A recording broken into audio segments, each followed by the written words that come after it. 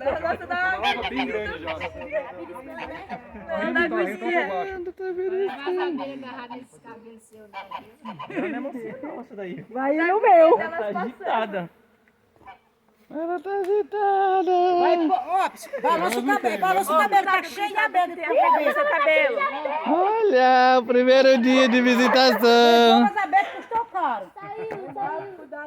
Cuidado com as abelhas. Você tá pensando que eu tô vendo você carregando as abelhas nos cabelos?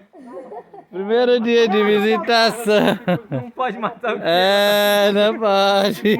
Ó, gente, só pra vocês não assustar, a beliscadinha dela dói. E você? A beliscadinha dela dói, mas Tá não tem tranquilo? Tá tranquilo? para de beliscar, acaba. Ela não me mordeu, não. Eu senti agonia dela passando no meu pé. Eu ontem levei uma ferroada. Uma abelhinha nova que não voa. Elas viram que eu tava com a caixa, vocês viram como elas vieram em mim? Elas sabem ver quem é a ameaça, né?